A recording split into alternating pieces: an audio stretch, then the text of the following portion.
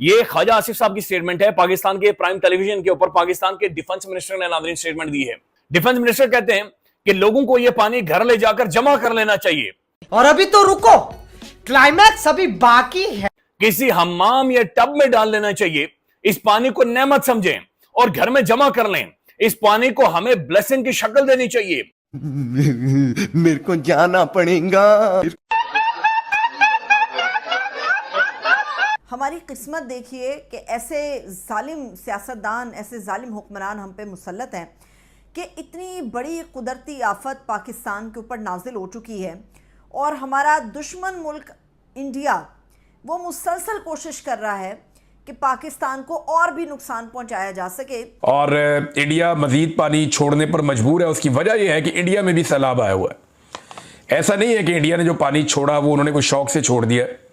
पाकिस्तान की तारीख में कई सैलाब आए और हर बार हुकूमत ने सिर्फ एक काम किया, प्रेस कॉन्फ्रेंस और फजाई दौरा किया। जब मुल्क के अंदर तारीख का, दहाइयों का, हिस्ट्री का खौफनाक तरीन सैलाब ने पाकिस्तान को घेर रखा है तो मर्द अहान उधर चले गए। तो ये इंडिया में फ्लड्स आ गए, वहां पे बहुत इजाफी बारिशें हुई हैं। क्लाउड बर्स्ट के वाकयात जो मैं आपको बता रहा हूँ गुज़िश्ता कई दिनों से हो रहे हैं मुख्तलिफ पहाड़ी इलाकों में। तो ये सारा पानी बहता हुआ 3 दरियाओं के अंदर एक शिद्दत पैदा कर रहा है, जिनमें से एक दरिया जो है वो सतलुज है। वहाँ ब्यास है इंडिया में, लेकिन वो पानी भी सतलुज में आता है जो पाकिस्तान को इफेक्ट करता है।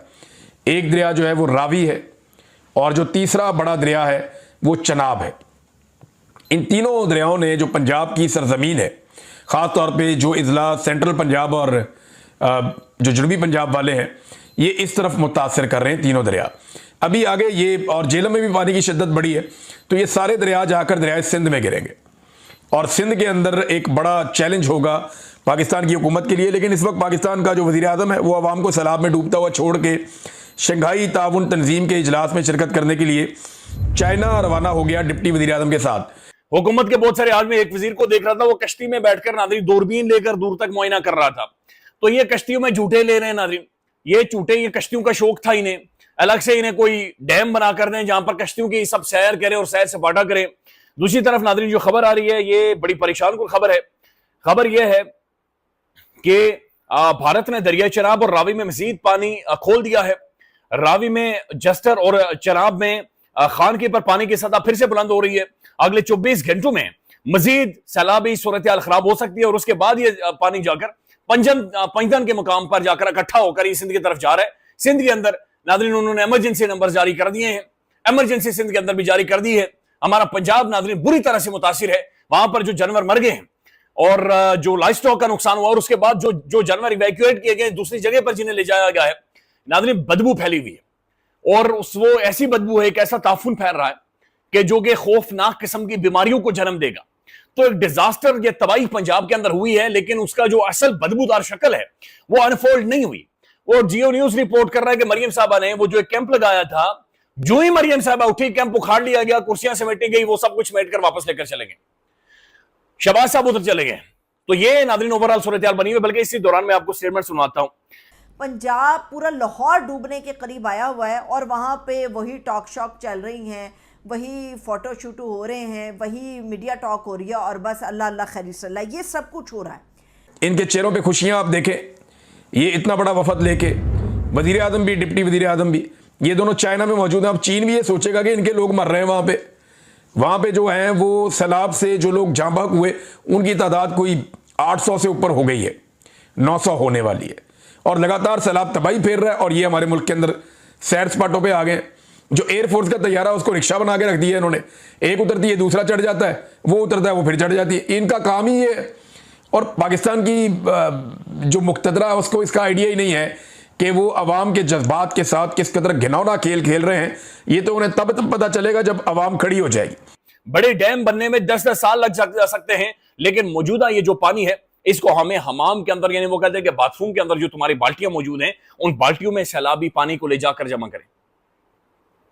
2 मिलियन लोग मुतासिर हो गए, तकरीबन 3,000 से ज्यादा गांव नाज़रीन मुतासिर हुआ है किसान इत्तेहाद के सरबराह के मुताबिक। बहरहाल जो पाकिस्तान डिजास्टर मैनेजमेंट अथॉरिटी है वो कह रही है 1800 गांव फ्लैटन, फारिग बिल्कुल पानी है। पार्क व्यू सोसाइटी वो जो अलीम खान की है, वहां पर नाज़रीन पहले फ्लोर से दूसरे फ्लोर तक वो लेकर गए सामान, दूसरे फ्लोर तक पानी चला गया। मजीद पानी आ रहा है, मजीद बारिशें आ रही हैं। एक और मानसून का खौफनाक स्पेल है जो कि हमारे पंजाब और हमारे सिंध को मुतासिर करने जा रहे हैं। गजाई बहरान खड़ा हो गया है। हमारी फसलें, किसान गंदम बो नहीं सकेगा। गंदम का ऑलरेडी जो स्टॉक मौजूद था वो तबाह और बर्बाद हो गया है। कॉटन बर्बाद, बिल्कुल तबाही है जो कि निकली हुई है। राइस की हमारी फसलें खड़ी तबाह और बर्बाद हो गई हैं। लेकिन मर्दे आहन, मर्दे बहरान निकल गए हैं जनाब, वो चीन के दौरे पर चले गए हैं। और दूसरे जो मर्दे बहरान हैं यहाँ पर, मोहतरम डिफेंस मिनिस्टर ख्वाजा आसिफ साहब, वो क्या कह रहे हैं? वो ये कह रहे हैं कि जनाब ये जो बाथरूम में ले जाएं और पानी जाकर जब हर बरस मॉनसून की आमद गोया एक नई कयामत का पेशखैमा बन जाती है। कभी दरियाओं की तुगयानी, कभी पहाड़ी नालों की शोरश और कभी शहरों की सड़कों पर तैरती कश्तियां इस कौम की तकदीर का अक्स बन चुकी हैं।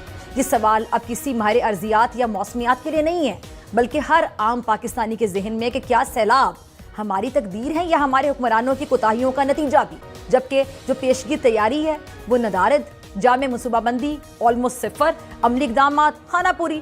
ऑपोजिशन का काम हुकूमती अमूर की कड़ी निगरानी और खबरदार करना होता है। सेनेटर ओन अब्बास बप्पी ने तकरीबन एक हफ्ता पहले ही हुकूमत को खबरदार किया था कि मुमकिन सैलाब से क्या तबाही आने वाली। 1950 से 2025 तक हमने जो कुछ सहा वो सिर्फ बारिशों की शिद्दत नहीं है, बल्कि हुक्मरानों की गफलत की कीमत भी थी।